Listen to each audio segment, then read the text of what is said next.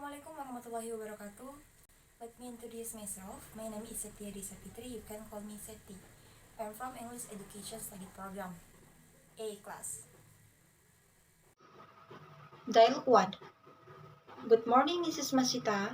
My name is Jana Smith, and I'm from the Federal Police.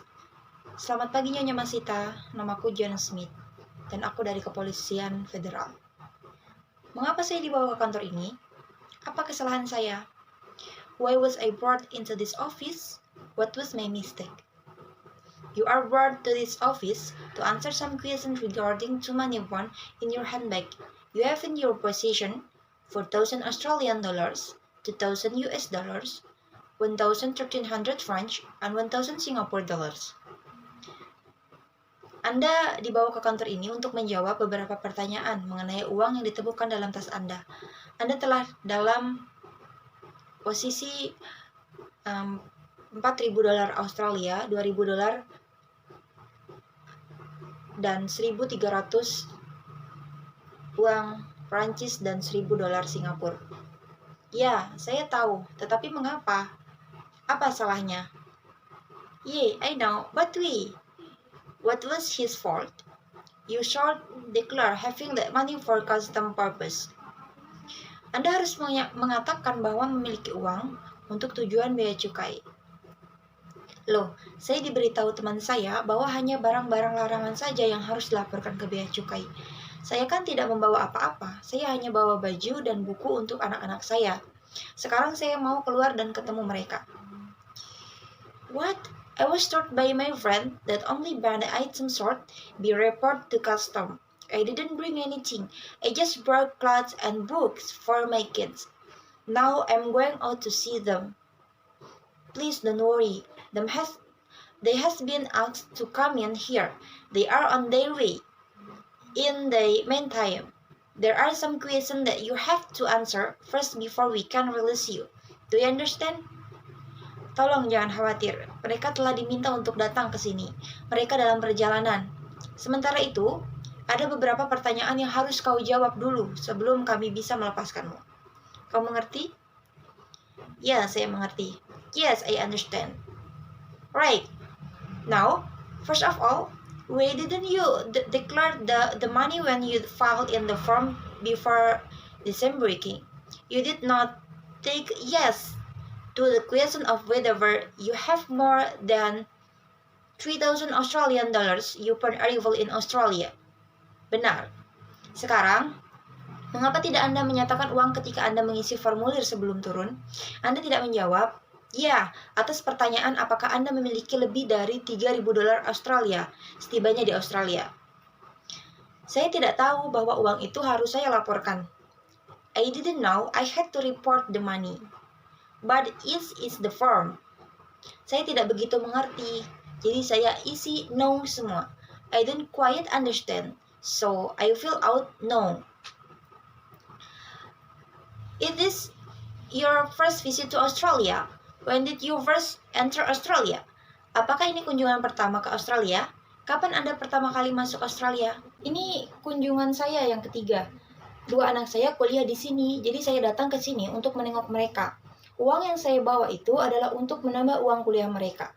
It's my third visit. My 2 children are studying here, so I came here to see them. The money I brought was to add to your college fund. Right, third visit. So you should know by now that you are allowed to bring that much money in the Australia without declaring it. If you aren't sure about your answer in the form, there are flight attendants on board the plane, and you can ask them. Benar. Kunjungan ketiga. Jadi Anda seharusnya sudah tahu bahwa Anda tidak diperbolehkan membawa uang sebanyak itu ke Australia tanpa menyatakannya. Jika Anda tidak yakin tentang jawaban Anda dalam bentuk Anda dan penerbangan di atas pesawat, dapat bertanya kepada mereka. Tapi itu kan uang saya sendiri. Apa salahnya? Mengapa saya harus melaporkannya? But it's my own money. What was he fault? Why should I report him? You know it's your own money, but you know that you declare it before entering Australia. for custom purpose. However, you didn't do this. It's a criminal offense, and we have to bring to the police station for officially pressing charges against you. Kami tahu uang Anda sendiri, tapi Anda tahu bahwa Anda menyatakan sebelum memasuki ke Australia untuk tujuan bea cukai. Namun, kamu tidak melakukan ini. Ini adalah pelanggaran kriminal. Dan kami harus membawa Anda ke kantor polisi untuk resmi menekan biaya terhadap Anda. Aduh, bolehkah saya minta bantuan pengacara? Tetapi saya tidak punya uang buat membayarnya. Karena uang yang saya bawa itu untuk membayar kuliah anak saya. Orange, I'm scared. May I seek the help of a lawyer, but I do know have to the money to pay because the money abroad is for my son colleague. Yes, you can have legal advice and it's free. We will give you a list and your daughter can help you contact them. Ya, Anda dapat menggunakan pengacara itu. Dan itu gratis. Kami akan memberikan daftar dan putri Anda dapat membantu Anda untuk menghubungi mereka. Dialog 3. Good morning, Mr. Gunawan. I'm Dr. Cheng. I'm the one who will do the operation on your husband. Heart. Selamat pagi, Bu Gunawan. Saya Dr. Cheng. Akulah yang akan melakukan operasi pada hati suamimu. Terima kasih, dokter. Apakah jantungnya akan membaik? Thank you, doctor. Will his heart get better? His condition is stable, and his spirit is high. So, don't worry, I will do the best I can. Kondisinya stabil, dan semangatnya tinggi. Jadi jangan khawatir, saya akan melakukan yang terbaik yang saya bisa. Kalau boleh tanya, apanya yang akan dioperasi? Apakah dokter akan mengeluarkan jantungnya untuk dioperasi? If I may ask, what will be operated on? Will the doctor remove his heart for surgery? As I told you and your husband before, it's the blood capillaries with our blood. Clots were found in these capillaries. This was what caused the main attack 2 months ago. You know, we do something, another attack will follow, and another. Seperti yang saya katakan kepada Anda dan suami Anda, sebelumnya kapiler darah yang tersumbat, pembekuan darah ditemukan di kapiler ini. Inilah yang menyebabkan serangan utama 2 bulan yang lalu. Kecuali kita melakukan sesuatu, serangan lain akan mengikuti dan yang lainnya. Jadi, dokter akan ambil pembuluh jantungnya. Terus diganti dengan apa? Dengan pembuluh buatan. Amankah pembuluh buatan itu? Berapa lama bertahannya? So, the doctor will take the hard disk, so replace switchboard with artificial network or the artificial visual self. How long will it last? Yes, we will have to remove them. And no, we will not use artificial capillaries instead. Ya, kita harus menghapusnya. Dan tidak, kami tidak akan menggunakan kapiler buatan sebagai gantinya. Jadi apa penggantinya? Apakah harus pakai mesin secara menyeluruh? No. Its own heart will be replaced with new capillaries, which will be taken from capillaries in calves. That's why we will perform the operation. Firstly, we will perform an operation on his calf and take the new capillaries from there. Secondly, we will perform another operation, this time on his heart, remove the damaged capillaries and put in the ones from his calf. Tidak, jantungnya sendiri akan diganti dengan kapiler baru, yang akan diambil dari kapiler di betis. Itu sebabnya kami akan melakukan 2 operasi. Pertama, kami akan melakukan operasi pada betisnya dan mengambil kapiler baru dari sana. Kedua, kami akan melakukan operasi lain, ini pada jantungnya untuk menghilangkan kapiler yang rusak dan memasukkan yang dari betisnya. Apakah itu akan mengganggu kakinya nanti? Apakah dia akan lumpuh kalau pembuluhnya diambil dari sana? Won't it bother pedestrian later? What he paralyzed if the one was taken from there? That's the case. He will still be able to work as normal. Bukan itu masalahnya, dia akan tetap bisa berjalan seperti biasa. Apakah darahnya akan dipompa keluar? Apakah akan dibuang? Dia akan dapat darah baru? Kalau begitu, saya harus mencari donor darah yang bersih dari virus HIV. Will the blood be pumped out? Will it be thrown away? Will be get new blood? That I have to find a blood donor that is clean from the HIV virus. We will pump his blood out of the heart. That's true, but we want need new blood. His own blood will be replaced after the transplant. Kami akan memompa darahnya keluar dari jantung, dan itu benar. Tapi kita tidak perlu darah baru. Darahnya sendiri yang akan diganti setelah transplantasi. Terima kasih dokter. And thank you dokter. Good. Please don't worry. Dan bagus, tolong jangan khawatir. I look for. Good morning, Mr. Hermanto. How are you today? Selamat pagi, Nyonya Hermanto. Bagaimana kabarmu hari ini? Saya takut sekali. Ini pertama kalinya saya masuk rumah sakit.